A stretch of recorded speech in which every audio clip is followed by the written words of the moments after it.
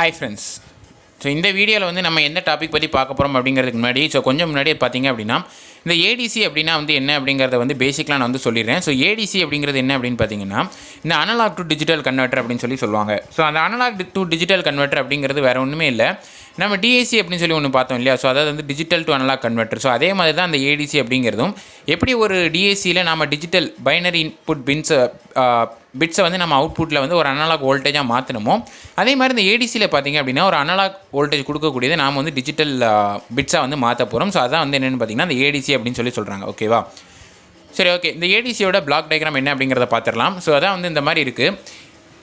இதில் வந்து இன்புட்டில் பார்த்தீங்கன்னா அனலாக் வோல்டேஜும் அதே நேரத்தில் பார்த்திங்கன்னா அவுட்புட் வந்து D1 D2 extra to DN வரைக்கும் பார்த்திங்கன்னா அவுட்புட்டில் வந்து நமக்கு வந்து பைனரி பிட்ஸ் வந்து கிடைக்கும். ஸோ D1ங்கிறது MSB ஆகும், DNங்கிறது வந்து LSB ஆகும் இருக்கும் அப்படிங்கிறது வந்து தெரிஞ்சுக்கோங்க. ஸோ இதில் அந்த ஏடிசிக்கும் டிஏசிக்கும் உள்ள முக்கியமான ஒரு வித்தியாசம், மிகப்பெரிய வித்தியாசம் என்ன அப்படின்னு பார்த்தீங்கன்னா டிஏசியில் வந்து இந்த மாதிரி வந்து ஸ்டார்ட் அண்ட் EOC அப்படிங்கிற கண்ட்ரோல் லைன் அப்படிங்கிறது வந்து கிடையாது, வேறஸ் வந்து ஏடிசியில் இருக்குது.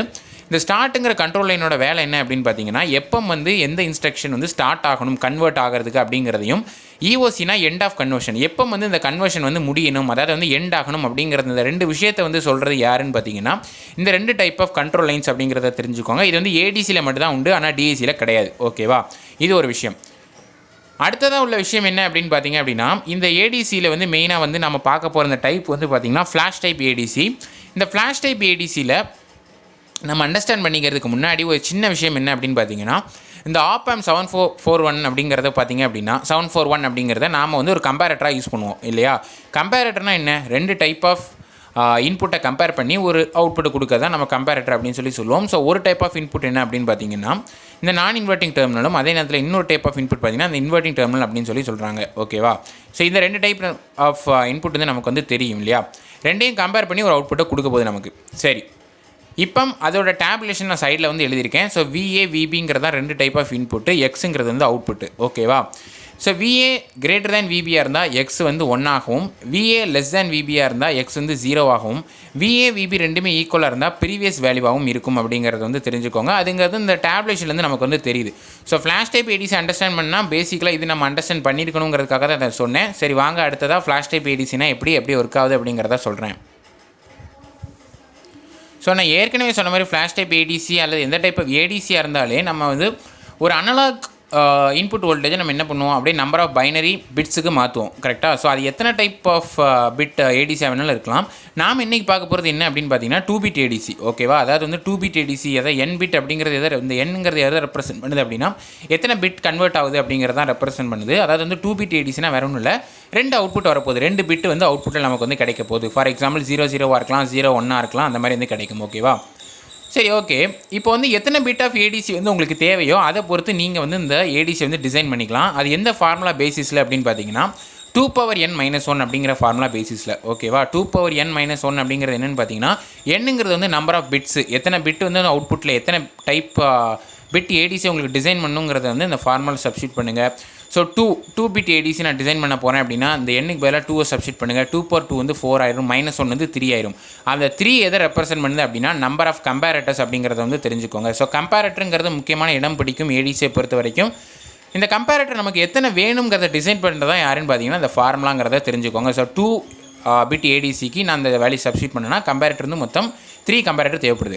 இதே 3 பிட் ஏடிசியாக இருந்ததுன்னா 3 சப்ஸ்டியூட் பண்ணுங்கள். 2/3 வந்து 8, -1 7. ஸோ 7 கம்பேரட்டர்ஸ் தேவைப்படும். ஸோ 7 கம்பேரட்டர்ஸுங்கப்போ வந்து ரொம்ப பெருசாக போகும், டயக்ராம் ரொம்ப காம்ப்ளெக்ஸாக இருக்கும். அது அவசியம் இல்லாதனால நான் அதெல்லாம் வரையலை. ஸோ ஜஸ்ட் சிம்பிளாக 3 கம்பேரட்டர் உள்ள மாதிரி வரைஞ்சிருக்கேன். ஸோ நான் இன்வெர்ட்டிங் டெர்மினல் எல்லாம்னு பார்த்தீங்கன்னா ஒரு ரெசிஸ்டரோடு வந்து கனெக்ட் ஆகிருக்கும்.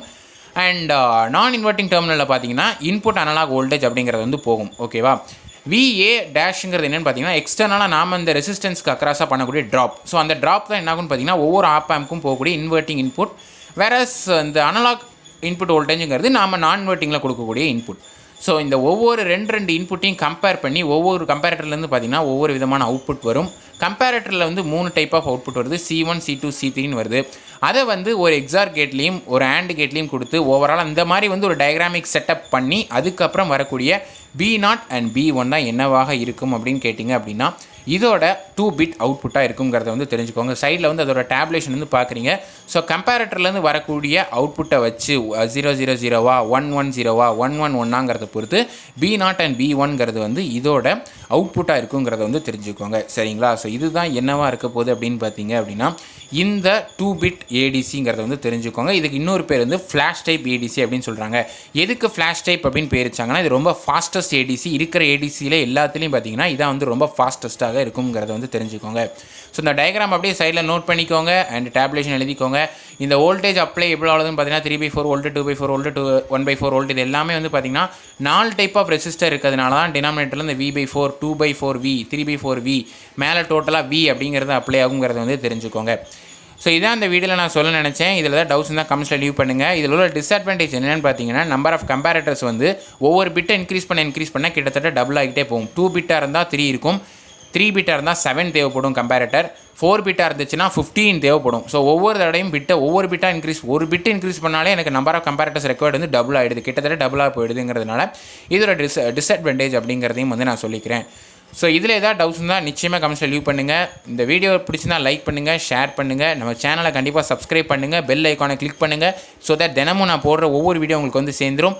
ஸோ நாளைக்கு ஒரு வீடியோவில் பார்க்குறேன். until then see you guys, bye, stay calm, stay safe and thank you so much for watching.